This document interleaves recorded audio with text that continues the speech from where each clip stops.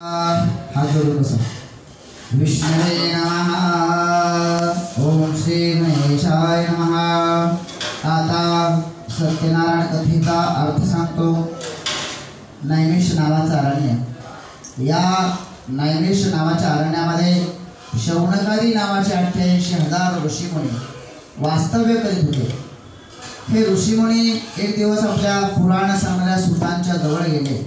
आपल्या पुराण सांगणाऱ्या गुरुजींच्या जवळ गेले आणि आपल्या पुराण सांगणाऱ्या सुतांना प्रश्न केला की हे मुनिश्रेष्ठा, आपल्या मनामध्ये जेव्हा जेव्हा ज्या ज्या काही इच्छा उत्पन्न होतात त्या कशाने पूर्ण करता येते हे आम्हाला सांगा, त्या ऐकण्याची आमची इच्छा आहे.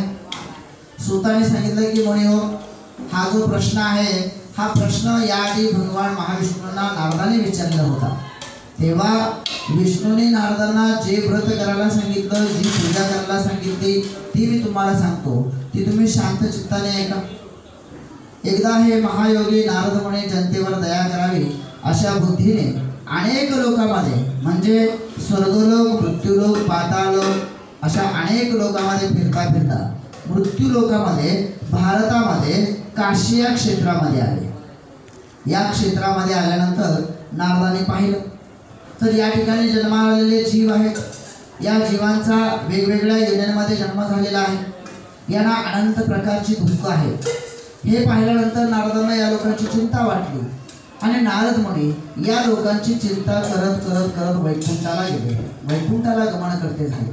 त्या वैकुंठामध्ये गेल्यानंतर नारदांनी पाहिलं तर त्या ठिकाणी आपल्या 4 हातामध्ये शंख, चक्र, गदा, कमळ धारण केलेल्या, पायापर्यंत रुळणारी वनमाला गळ्यात घेतलेल्या स्वच्छ अशा वर्णाच्या नारायण भगवंतांना पाहिल्यानंतर नारदाने त्यांची स्तुती करायला प्रारंभ केला.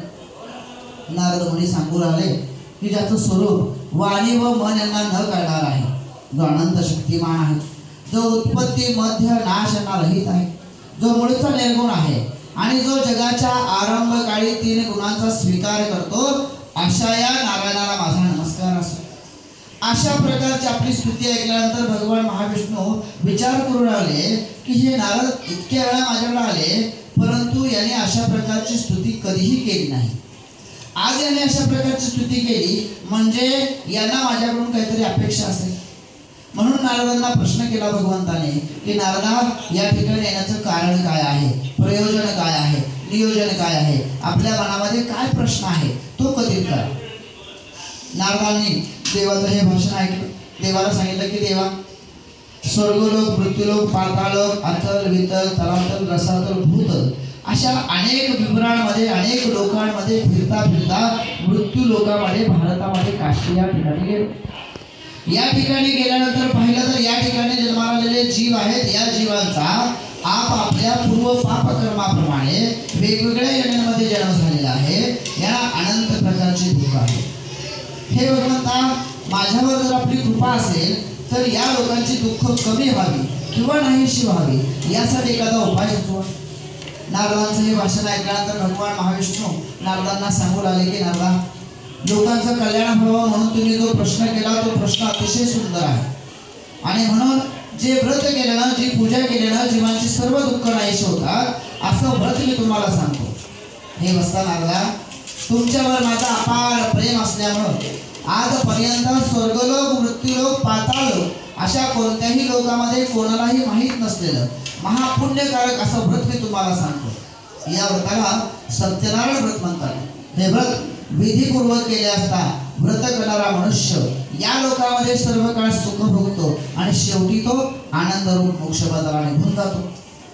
नारायण भगवंतांचं हे भाषण ऐकल्यानंतर नारदाने देवाला सांगितलं की देवा, कलियुगाचा प्रारंभ झालेला आहे. कलियुगामध्ये प्रत्येक जीव हा फळाच्या अपेक्षेने काम करेल. मग जोपर्यंत या पूजेमधून काय फळ प्राप्त होतं हे माहिती होणार नाही तोपर्यंत कोणीही पूजा करणार नाही. तेव्हा काय करा, या पूजेमधून काय फळ प्राप्त होतं ते सांगा.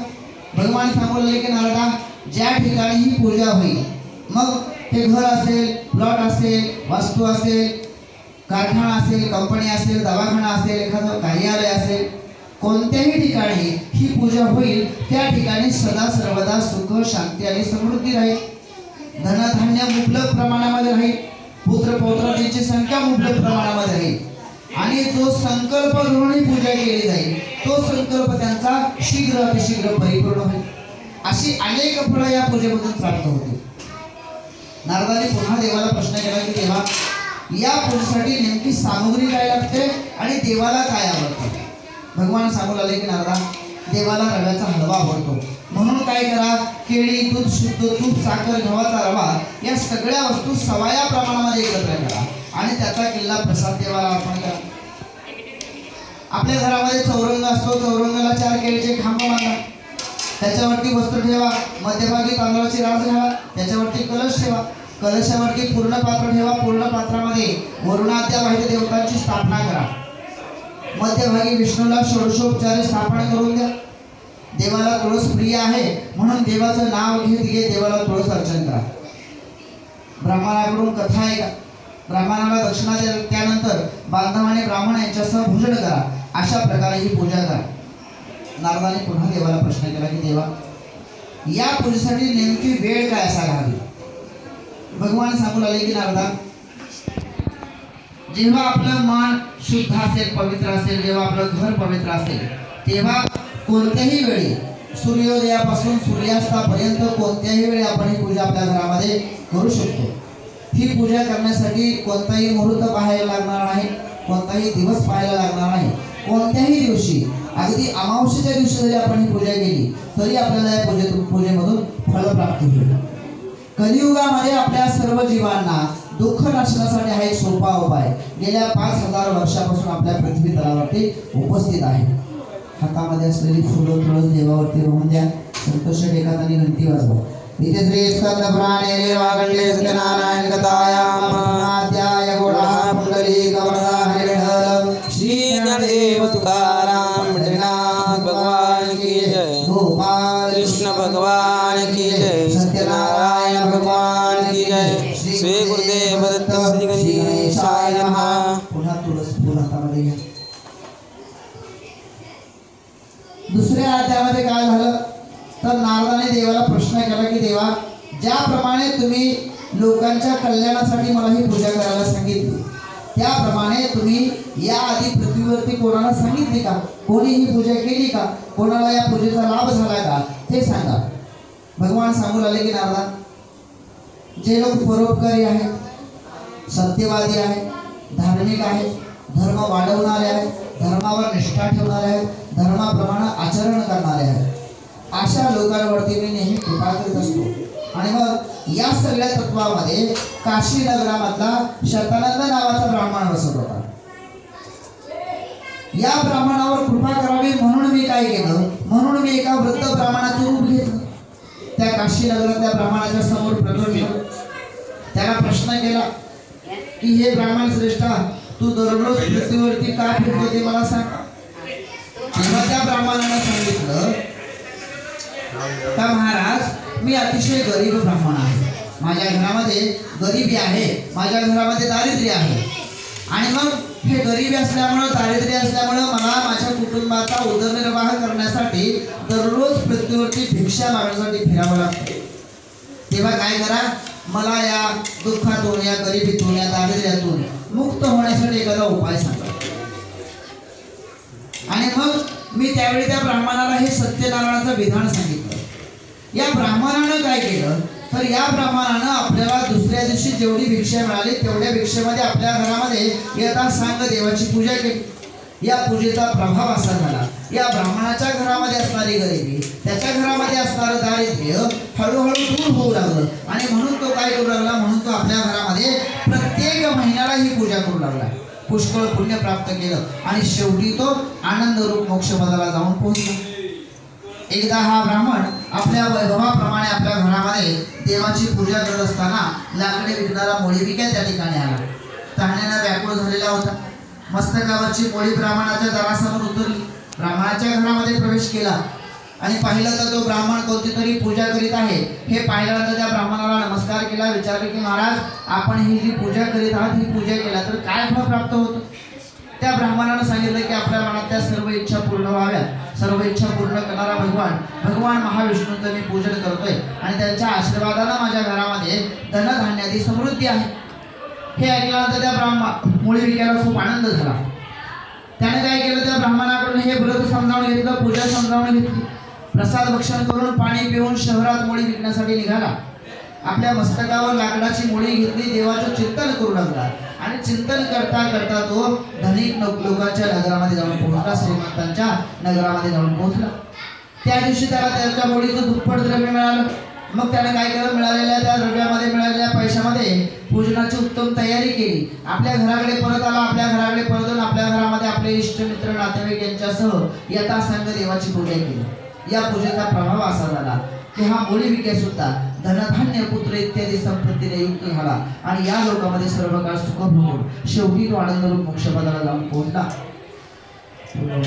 इथे श्री स्कंद पुराणे लेवागणे सत्यनारायण कथायां द्वितीयाध्याय गोडः पुंडरीकवटाय श्री ज्ञानदेव तुकाराम पंढरीनाथ भगवान की जय, गोपाल कृष्ण भगवान की जय, सत्यनारायण भगवान की जय. श्री गुरुदेव दत्त.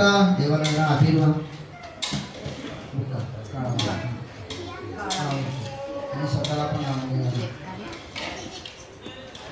आता पुढे हातामध्ये तुळस हातामध्ये. तिसऱ्या अध्यायामध्ये सुताने सांगायला सुरुवात केली का ओळखामुख नावाचा राजा, जितेंद्रिय असणारा राजा, भक्तिमान असणारा राजा, बुद्धिमान असणारा राजा, त्याची भार्या म्हणजे त्याची पत्नी अतिशय पतिव्रता, सुंदर वदना आणि अत्यंत रूपवान अशी होती. एक दिवस हा राजा आपल्या पत्नीला समवेत घेऊन नदीच्या तीरावरती देवाची पूजा करत होता. त्यावेळी आपल्या नौकेमध्ये पुष्कळ सामग्री घेऊन साधुवानी नावाचा व्यापारी त्या ठिकाणावरून चाललेला होता. त्याने त्या राजाला व्रत करताना पाहिलं, पूजा करताना पाहिली. राजा का बरं पूजा करतोय म्हणून त्याने काय केलं, नौका नदीच्या तीराला लावली. राजाच्या जवळ गेला, नम्रपणानं राजाला विचारले की महाराज, आपण ही जी पूजा करतात ही पूजा केल्यानंतर काय फळ प्राप्त होतं. तेव्हा तो राजा सांगू लागला की हे साधू पुत्र प्राप्त व्हावा, धन प्राप्त व्हावं या हेतून अतुल तेजस्वी अशा सर्व मनोरथ पूर्ण करणाऱ्या सत्यनारायणाचा भगवान महाविष्णूचं मी पूजन करतोय. हे ऐकल्यानंतर त्या वाण्याला खूप आनंद झाला, कारण वाण्याला संतती नव्हती. त्याने काय केलं, राजाला पुन्हा एकदा हात जोडले, विनंती केली की महाराज, आपण हे व्रत विस्तार करून सांगा, ही पूजा विस्तार करून सांगा, ज्यामुळे मला संतती नाही ती या पूजेमुळे नक्की होईल. असं म्हणून त्या राजाकडून हे व्रत समजावून घेतलं, ही पूजा समजावून घेतली आणि व्यापारासाठी न जाता तो आपल्या घराकडे परत आला. आपल्या घराकडे परत येऊन त्यानं हे संतती देणारं व्रत आपल्या पत्नीला सांगितलं आणि जेव्हा मला संतती होईल तेव्हा मी देवाचं पूजन करेन असा त्याने नवस केला. अशा प्रकारचं व्रत शिरवाड साधुवाल्यानं आपल्या लीलावती नावाच्या भार्येला सांगितलं. त्यानंतर धार्मिक आणि पतिव्रता अशी त्याची लीलावती नावाची भार्या आनंदी अंतकरणाने आपल्या पतीची सेवा करता करता गर्भवती झाली. 10वा महिना सुरू झाला, कन्या रत्न प्राप्त झाला, घरामध्ये वृद्धी झाली, घरामध्ये आनंद आला. व्रत मात्र विसरून गेले. मुलगी शुक्ल पक्षातल्या चंद्राप्रमाणे कलेकलेने वाढू लागली म्हणून तिचं नाव त्यांनी कलावती ठेवलं. खूप दिवस झाले, कलावती लग्नाच्या योग्य झाली, परंतु व्रत राहून गेलेलं होतं, पूजा राहून गेलेली होती, संकल्प राहून गेलेला होता. लीलावतीने एक दिवस मधुर वाणीने आपल्या पतीला प्रश्न केला की महाराज, आपण जे संततीसाठी नवस बोललो ते नवस पूर्ण करण्यास विलंब का होत आहे. आपल्या पत्नीचं समाधान व्हावं म्हणून त्यानं सांगितलं की हे प्रिय, आता आपण काय करूया, आता आपण कलावतीच्या लग्नाच्या वेळेस हे व्रत पूर्ण करून टाकू. असं म्हणून तो व्यापारासाठी चालला, परंतु आपली कन्या पाहिली. आपली कन्या गुणानं वयानं मोठी होऊ लागलेली आहे, उपवर झालेली आहे. आपण व्यापारासाठी गेल्यानंतर काही दिवस, काही महिने, काही वर्ष आपण घराच्या बाहेर असतो आणि मग अशा कालावधीमध्ये आपल्या मुलीच्या विवाहाचा योग निघून जाईल. आणि म्हणून त्यानं काय केलं, आपल्या मुलीचा विवाह उरकून नंतर व्यापारासाठी जाण्याचं ठरवलं. आपल्या कन्येसाठी वर शोधण्यासाठी त्याने एका दूताला पाठवून दिलं. तो दूत कांचन नावाच्या नगरामध्ये जाऊन पोहोचला. त्या नगरामध्ये त्याने एका वाण्याच्या मुलाला पाहिलं. सुंदर असा तो मुलगा पाहिल्यानंतर त्याला बरोबर घेतलं. त्याला बरोबर घेऊन तो साधुवाणीच्या जवळ आला. त्यावेळी सुंदर आणि सर्व गुण संपन्न अशा त्या वैश्यपुत्राला पाहिल्यानंतर साधुवाण्यानं आपल्या ज्ञाती बांधवांसह आपल्या कन्येचं कन्यादान त्या वैश्यपुत्राला करून टाकलं. पुन्हा एकदा आनंद झाला. जावई सर्वगुण संपन्न मिळाला, सुंदर असा जावई मिळाला. व्यापारामध्ये हुशार असणारा, तरबेज असणारा, कुशल असणारा जावई मिळाला. आणि नंतर त्यानं काय विचार केला की आपल्याला एकुलती एक कन्या आहे. मग जावईला सुद्धा आपल्या बरोबर ठेवून घेतलं. त्या जावयाला बरोबर घेऊन तो चंद्रकेतूच्या राज्यामध्ये जाऊन त्यांना व्यापाराला सुरुवात केली. व्यापार काही काळ चांगला चालला, परंतु भगवंताने काय केलं, या वाण्याचा जो संकल्प आहे, हा संकल्प जेव्हा जेव्हा याला आनंद होतोय तेव्हा तेव्हा याचा संकल्प राहून जातोय, म्हणजे याला काहीतरी दुःख दिलं पाहिजे. आणि मग काय झालं तर त्या चंद्रकेतूच्या राजवाड्यामध्ये चोरी झाली. त्यावेळी त्या चोराने चोरलेलं द्रव्य घेऊन पळाले. थोड्या अंतरावरती गेल्यानंतर पाठीमागं वळून पाहिलं, आपल्या पाठीमागून राजाचे दूत येत आहेत. राजाचे दूत आपल्याला पकडतील, राजाजवळ घेऊन जातील, शिक्षा होईल. म्हणून त्यांनी काय केलं, राजद्रव्य एका ठिकाणी टाकून चोर निघून गेले. परंतु चोराने ज्या ठिकाणी राजद्रव्य टाकलं त्या ठिकाणी साधुवाणी आणि त्याचा जावई हे दोघे जण वास्तव्य करत होते. राजाचे दूत त्या ठिकाणी पोहोचले, त्यांना ते राजद्रव्य दिसलं आणि हे दोघे जण चोर असतील असं समजून त्या दोघांना बरोबर घेतलं, राजद्रव्य बरोबर घेतलं. धावत धावत राजाच्या जवळ आले, राजाला सांगू लागले की महाराज, आपलं द्रव्य या दोघांनी चोरलेलं आहे, आम्हाला आज्ञा करा. राजाने त्यांच्याबद्दल कुठल्याही प्रकारचा विशेष विचार न करता त्या दोघांना बंदीशाळेमध्ये टाकण्याची आज्ञा केली. राजाच्या दूताने साधू आणि त्याचा जावई या दोघांना बेड्या घातल्या आणि किल्ल्याच्या कारागृहामध्ये डांबून ठेवले. त्यावेळी हे दोघे जण आम्ही चोर नाही असे सांगत होते, परंतु सत्यदेवाच्या मायेमुळे यांचं बोलणं कोणी ऐकायला तयार नाही. उलट काय झालं, यांच्याजवळ जेवढी सामग्री होती तेवढी राजाच्या दूताने जप्त करून ठेवली. इकडे वाण्याच्या घरामध्ये जेवढी सामग्री होती तेवढी चोरांनी चोरून नेली. त्यामुळं मानसिक दुःख, क्षुधा, तृषा यांनी दुःखी झालेली साधुवाड्याची पत्नी लीलावती, मुलगी कलावती या दोघी जणी घरोघरी भिक्षा मागून आपला उदरनिर्वाह करू लागल्या. एक दिवस भुकेने व्याकुळ अशी ती कलावती एका ब्राह्मणाच्या घरी गेली. त्या ब्राह्मणाच्या घरामध्ये सत्यनारायणाची व्रतकथा चालू होती. बराच समुदाय त्या ठिकाणी बसला होता, देवाची कथा ऐकत होता. कलावती सुद्धा त्या ठिकाणी बसली. तिने देवाची कथा ऐकली, आपल्या कुटुंबाचं दुःख निवारण व्हावं यासाठी देवाला प्रार्थना केली, प्रसाद भक्षण केला आणि आनंदाने आपल्या घराकडे निघाली. मात्र उशीर झालेला असल्यामुळं लीलावतीनं घरी पोहोचल्या तिला प्रश्न केला की हे मुली, तू एवढी रात्र होईपर्यंत कुठे होती, तुझ्या मनामध्ये काय विचार चालू आहे ते मला सांग. तेव्हा ती मुलगी आपल्या आईला सांगू लागली की हे आई, मी एका ब्राह्मणाच्या घरी आपल्या मनातल्या सर्व इच्छा पूर्ण करणाऱ्या देवाची पूजा पाहिली. लीलावतीला या पूजेविषयी माहिती होती, आनंदी झाली. हे व्रत करण्यास तयार झाली, ही पूजा करण्यास ती तयार झाली. त्यानंतर तिने काय केलं तर आपला पती आणि जावई हे दोघे जण लवकर घरी परत यावे असा संकल्प केला आणि आपल्या घरामध्ये आपले इष्ट मित्र नातेवाईक यांच्यासह यथासांग देवाची पूजा केली. देवाला प्रार्थना केली की हे भगवंता, माझ्या पतीकडून माझ्या जावयाकडून जे काही अपराध झाले त्यांना क्षमा करा. अशा प्रकारचं तिचं ते व्रत पाहिल्यानंतर भगवान तिच्यावरती संतुष्ट झाले. चंद्रकेतूच्या स्वप्नात गेले. चंद्रकेतूच्या स्वप्नात जाऊन सांगितलं की हे राजा, हे नृपश्रेष्ठा, तुझ्या बंदीशाळेमध्ये असणारे दोन्ही वाणी निर्दोष आहेत, त्यांना माझ्यामुळे दुःख भोगावं लागलेलं आहे. तू काय कर तर त्यांना मुक्त करून दे. त्यांचं द्रव्य तुझ्या वाड्यामध्ये जप्त करण्यात आलेलं आहे, ते त्यांना परत देऊन टाक. आणि जर का तू असं न करशील तर धनपुत्र राज्य या सर्वांसह मी तुझा सर्वनाश करून टाकेन. एवढं सांगून भगवान त्याच्या स्वप्नातून अदृश्य झाले. राजा सकाळी उठला, सभेमध्ये बसला, सर्वांना स्वप्न सांगितलं आणि लगेचच आपल्या दूतांना आज्ञा केली का आपल्या बंदीशाळेमध्ये असणाऱ्या दोन्ही वाड्यांना मुक्त करा. राजाच्या दूतांनी साधुवाणी त्याचा जावई या दोघांना किल्ल्यातल्या कारागृहामधून बंधनमुक्त करून घेऊन आले. या दोघांनी काय केलं, राजाच्या समोर आल्यानंतर पूर्वीचा शिक्षेचा वृत्तांत आठवला. कुठल्याही प्रकारचं भाषण केलं नाही, नमस्कार केला आणि शांत उभे राहिले, मौन धारण केलं. राजाला सगळी सत्यता माहिती होती. राजाला सांगितलं की वैश्यव, तुमच्या नशिबामध्ये, तुमच्या दैवयोगामध्ये तुम्हाला जेवढं दुःख भोगायला लागणार होतं तेवढं तुमचं भोगून झालं. आता तुम्हाला कशाची भीती नाही असं म्हणून त्यांच्या बेड्या काढल्या, त्यांना क्षौर कर्म करवलं, मंगल स्नान करवलं, उंची वस्त्रे परिधान करण्यासाठी दिली, उत्तम उत्तम अलंकार परिधान करण्यासाठी दिले आणि त्यांच्याशी नम्र भाषण करून त्यांना संतुष्ट केलं. राजाने विचार केला की हे वाणी आपल्या राज्यामध्ये व्यापारासाठी आलेले होते.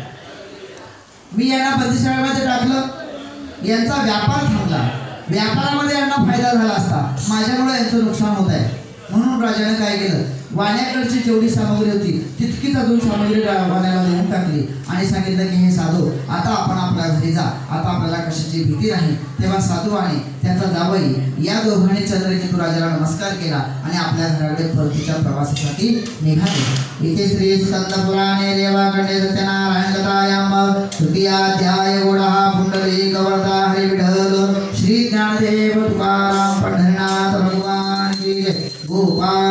कृष्ण भगवान की जय, सत्यनारायण भगवान की जय, श्री गुरुदेव दत्त, श्री गणेशाय नमः।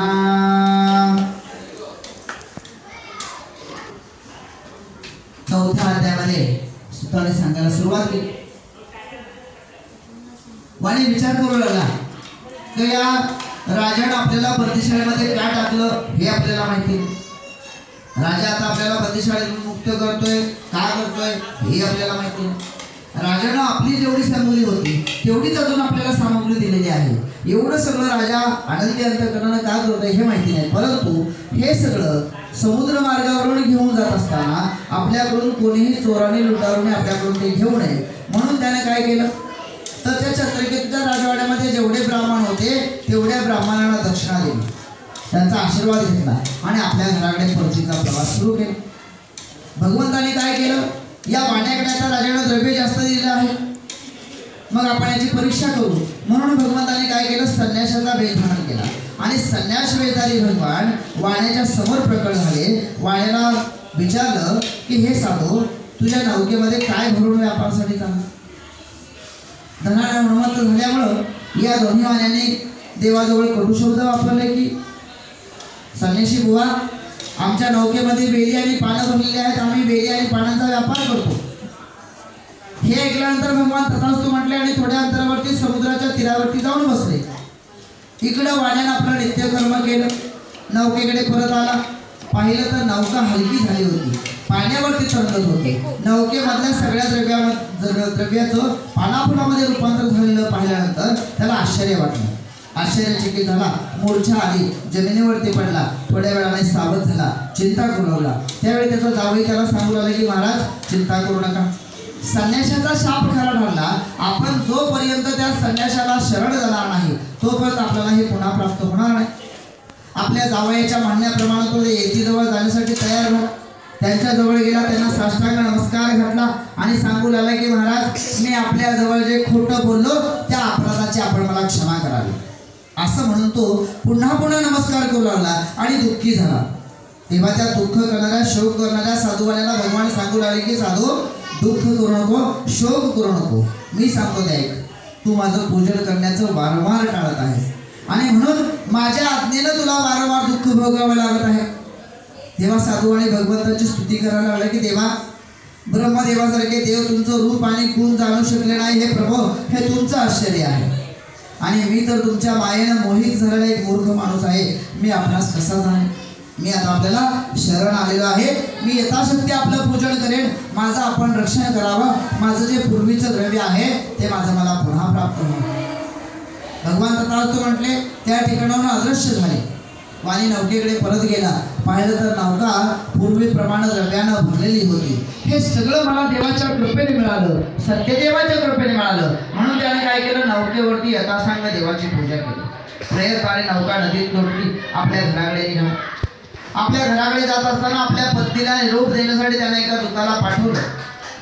तो दूत वाण्याच्या घरी पोचला. त्यावेळी वाण्याची पत्नी लीलावती, मुलगी कलावती या दोघी जणी आपल्या घरामध्ये देवाची पूजा करत असताना दूतानं आनंद वार्ता सांगायला सुरुवात केली का पुष्कळ द्रव्य बांधव श्रीमान जावई यांच्यासह वाणी नगराच्या जवळ आलेले आहेत. त्यांच्या आगमनाची तयारी करावी. आपल्या पतीला भेटण्यासाठी उत्सुक असल्यामुळं लीलावतीनं काय केलं, मुलीला सांगितलं की उरलेली सत्यनारायणाची पूजा पूर्ण कर. असं म्हणून ती बंदराकडे निघून गेली. इकडे कलावतीनं काय केलं तर देवाची पूजा पूर्ण केली. आलेल्या सगळ्या लोकांना प्रसाद दिला, परंतु तिला मात्र प्रसादाचा विसर पडला. आपल्या पतीला भेटण्याची उत्सुकता असल्यामुळं घाई गडबडीमध्ये प्रसाद विसरून ती आपल्या पतीला भेटण्यासाठी बंदराकडे निघाली. भगवंताने काय केलं तर ज्या नौकेमध्ये कलावतीचा पती होता ती नौका पाण्यामध्ये अदृश्य करून टाकली. बंदरावरती आलेल्या कलावतीला तिचा पती दिसला नाही. त्यामुळे ती अत्यंत शोकाने विवळ होऊन रडत भूमीवरती पडली. बुडालेली नौका त्यामुळे दुःखी झालेली आपली कन्या पाहिल्यानंतर भयभीत अंतःकरणाने साधुवाणी नावाड्यासह हा काही चमत्कार घडला असं विचार करायला लागला. लीलावती आक्रोश करून आपल्या पतीला सांगू लागली की अहो, एवढ्या थोड्या अवधीमध्ये कलावतीचा पती कसा अदृश्य झाला, कोणत्या देवाची अवकृपा झाली हे मला समजत नाही. तेव्हा सत्यनारायण प्रभूंचं महात्म्य जाण्यास कोण समर्थ आहे असं म्हणून तिनं आपल्या दुःखी असलेल्या मुलीला पोटाशी धरला निघायला लागला. कलावतीनं काय केलं तर आपला पती नाही झाला, आपण काय करायचं म्हणून पतीच्या पादुका घेऊन सती जाण्याचा तिने निश्चय केला. धार्मिक आणि सज्जन असा तो साधू आणि आपल्या कन्येसह आपल्या पत्नीचं अशा प्रकारचं वागणं, अशा प्रकारचं चरित्र पाहिल्यानंतर अतिशोक झाला त्याला. अतिशोकाने संतप्त झाला आणि सत्यनारायण प्रभूंनी माझी नौका नाहीशी केलेली असेल, कारण त्यांच्या मायेनं मी मुक्त झालो असं म्हणू लागला. त्यानंतर त्याने काय केलं, नौकेवरच्या सगळ्या लोकांना एकत्र बोलावून सांगितलं की जेव्हा माझ्या मनातल्या इच्छा पूर्ण होतील तेव्हा मी देवाचं पूजन करेन. तेव्हा आकाशवाणी झाली की हे साधू, तुझी कन्या प्रसादाचा त्याग करून आपल्या पतीच्या दर्शनासाठी आली आणि म्हणून तिचा पती अदृश्य झाला. जर का तुझी कन्या घरी जाऊन प्रसाद भक्षण करून येईल तर तिचा पती तिला प्राप्त होईल, यात कुठल्याही प्रकारची शंका नाही. ही आकाशवाणी कलावतीने ऐकली, धावत घरी गेली, आनंदाने प्रसाद भक्षण केला, पुन्हा बंदराकडे आली. पाहिलं तर तिचा पती तिला प्राप्त झाला. आनंदी झाले. वडिलांना सांगू लागले की आता लवकर घरी जरा उशीर करू नका. तेव्हा आपली मुलगी आनंदी झालेलं पाहिल्यानंतर साधुवाण्यानं पुन्हा एकदा नौकेवर येता सांग देवाची पूजा केली. त्यानंतर तो साधुवाने पुष्कळ द्रव्य बांधव श्रीमान जावई आपल्या कुटुंबाच्या समवेत आपल्या घराकडे परत आला. आपल्या घराकडे परत येऊन आपल्या घरामध्ये प्रत्येक महिन्याच्या पौर्णिमेला, प्रत्येक महिन्याच्या संक्रांतीला ही पूजा करू लागला. पुष्कळ पुण्य प्राप्त केलं आणि शेवटी तो आनंद रूप मोक्षपदाला जाऊन पोहोचला, वैकुंठ लोकामध्ये जाऊन पोहोचला. इति श्री स्कंदपुराणे देवानंदे सत्यनारायण कथायां चतुर्थाध्याय एवढा. पुंडलिक वरदा हरि विठ्ठल श्री ज्ञानदेव तुकाराम पंढरीनाथ भगवान की जय, गोपाल कृष्ण भगवान की जय, सत्यनारायण भगवान की जय. श्री गुरुदेव दत्त. श्री गणेशाय नमः.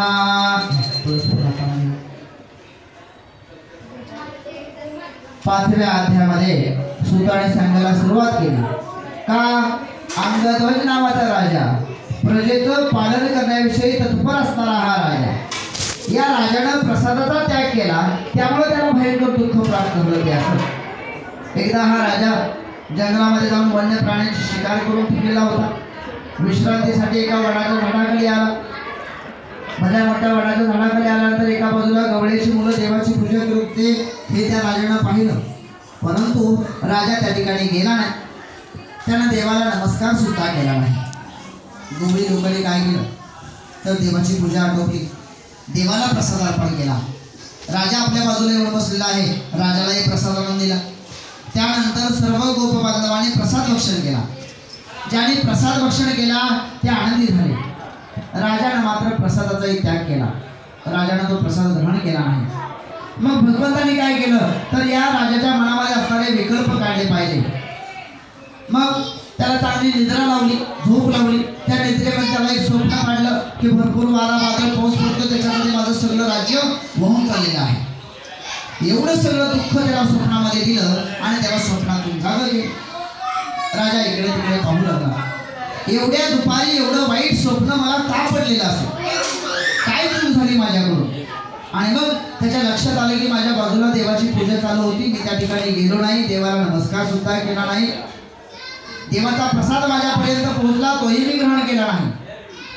आणि मग त्याने काय केलं तर ज्या ठिकाणी गोप बांधव बसलेले होते त्या ठिकाणी गेला.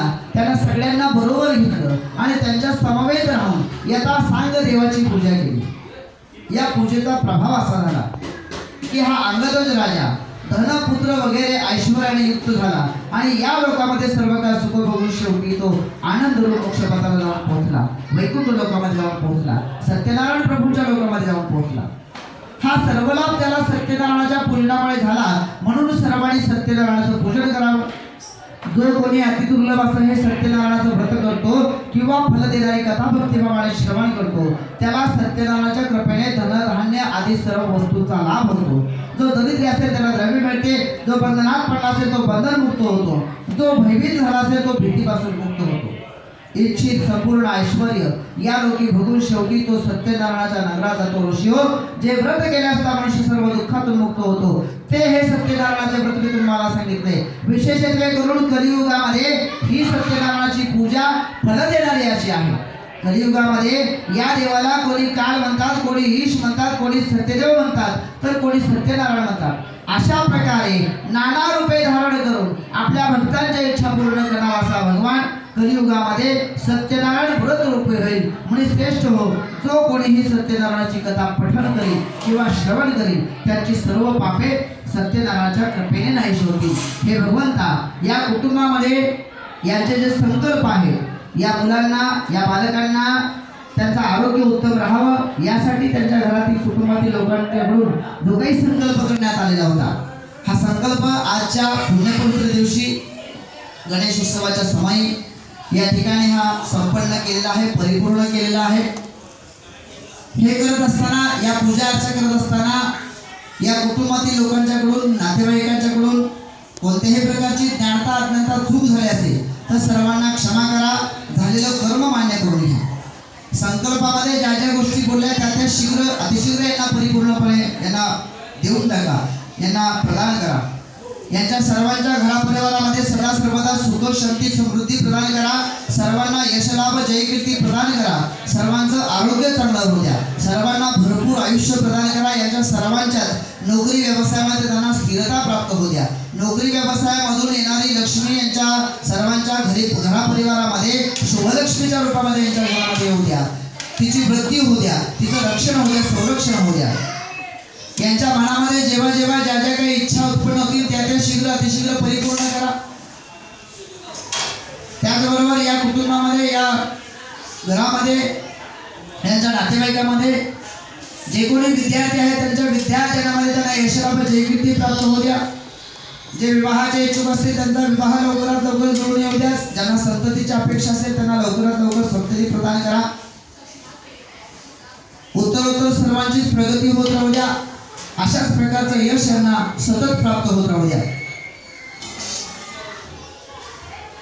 अशाच प्रकारच्या पूजा अर्चा करण्यासाठी यांना शक्ती प्रदान करा। उत्तरोत्तर पुन्हा एकदा सर्वांची प्रगती होत राहू द्या। इथे श्री स्कंद पुराणे रेवा गणेश सत्यनारायण कथायां पंचमाध्याय गुणः पुंडलीकवरदा हरिविठ्ठल श्री ज्ञानदेव तुकाराम पंढरीनाथ भगवान की जय, गोपाल कृष्ण भगवान की जय, सत्यनारायण भगवान की जय, श्री गुरुदेव दत्त श्री गणेशाय नमः। श्री कृष्ण गोविंद हरे मुरारे, हे नाथ नारायण वासुदेव।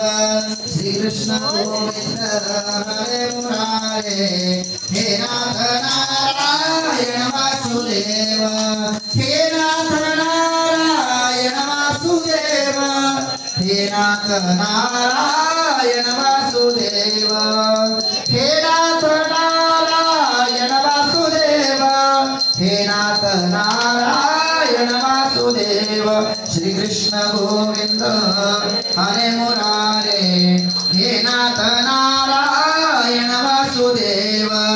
श्री कृष्ण गोविंद हरे मुरारे, हे नाथ नारायण वासुदेव। गोपाल कृष्ण भगवान की जय। महाविष्णू देवताभ्यो नमः। देवाला पुन्हा एकदा हळदी कुंकू अबीर गुलाल सगळं होऊन देवा तू पण मा तिकडे। महाविष्णू देवताभ्यो नमः।